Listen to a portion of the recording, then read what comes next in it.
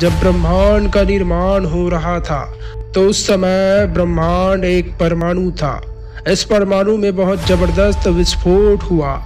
विस्फोट के बाद बड़ी मात्रा में प्रकाश और ध्वनि के रूप में ऊर्जा उत्पन्न हुई। यह परमाणु अनंत छोटे छोटे कणों में टूटकर बिखर गए।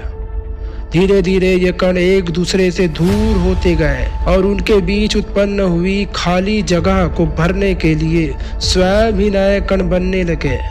इन कणों से आकाश गंगाएं व तारा बने। इस तरह ब्रह्मांड का निर्माण होना शुरू हुआ। इस विस्फोट के बाद ब्रह्मांड का और विस्तार हो रहा है। ब्रह्मांड में और नए कण बनते ही जा रहे हैं। हमारा ब्रह्मांड हर पल फैलता ही जा रहा है। हमारा ब्रह्मांड इतना विशाल है कि इसकी कल्पना करना तक मुश्किल है। बाहर से ब्रह्मांड कैसा दिखाई देता है, इस बात का तो अंदाजा लगा पाना भी एक मुश्किल काम है। वैज्ञानिकों का ये कहना है कि हमारा ब्रह्मांड एक बहुत बड़े गोले के खोल के समान है या किसी गोल गुब्बारे की तरह है। हमारे ब्रह्मांड में ग्रहों, उपग्रहों और तारों के अलावा हमारी आकाश गंगा जैसी करोड़ों आकाश गंगाएं हैं। ब्रह्मांड की विशालता का कुछ अंदाजा हम इस तरह लगा सकते हैं कि केवल हमारी आकाश गंगा में ही सूर्य या इससे भी बड़े बड़े करीब 150 अरब तारे हैं और सारे ब्रह्मांड में हमारी आकाश गंगा जैसी लगभग 13 करोड़ आकाश गंगाएं हैं। तब इन 13 करोड़ आकाश गंगाओं में मौजूद तारों की कुल संख्या क्या होगी, इसकी कल्पना करना तक मुश्किल है। हमारे ब्रह्मांड में करोड़ों अरबों अदृश्य ब्लैक होल भी मौजूद है। ब्रह्मांड के ये ब्लैक होल बड़े अनोखे हैं और साथ ही खतरनाक भी है।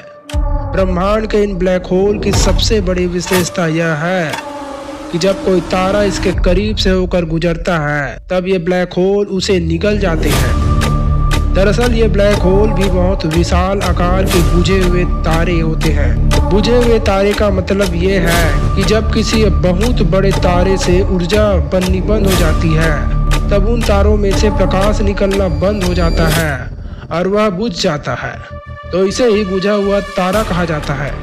प्रकाश की किरणें बाहर न निकलने के कारण यह बुझा हुआ तारा शक्तिशाली दूरबीनों से भी नहीं दिखाई देता, लेकिन इन बुझे हुए तारों की आकर्षण शक्ति बहुत ज्यादा होती है। इसकी जबरदस्त आकर्षण शक्ति के कारण बुझा हुआ तारा अपने नजदीक से गुजरने वाले किसी भी तारे को अपने अंदर खींच लेता है और किसी ब्लैक होल की तरह कार्य करने लगता है। ब्लैक होल के सबसे गजब की फैक्ट वाली बात यह है कि जैसे जैसे ये तारों को निगलता जाता है इनका आकार भी बढ़ता जाता है। वैज्ञानिकों का यह कहना है कि एक दिन ये ब्लैक होल हमारे सूर्य सहित संपूर्ण तारों एवं आकाश गंगाओं को निगल जाएगा, यहाँ तक कि हमारा ब्रह्मांड भी एक दिन इसमें समा जाएगा। तब क्या होगा?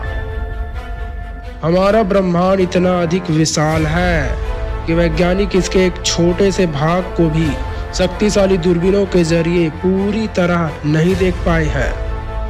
तो भी उनका ख्याल है कि हमारे ब्रह्मांड जैसा एक दूसरा ब्रह्मांड भी इस सृष्टि में मौजूद हो सकता है। यह भी संभव है कि हमारी संपूर्ण सृष्टि में एक दो ब्रह्मांड ही नहीं बल्कि करोड़ों अरबों ब्रह्मांड मौजूद हो सकते हैं। अगर सचमुच हमारे ब्रह्मांड के अलावा अनेकों ब्रह्मांड मौजूद हुए तब तो इसके बारे में कोई जानकारी प्राप्त करना मुश्किल ही नहीं बल्कि असंभव होगा।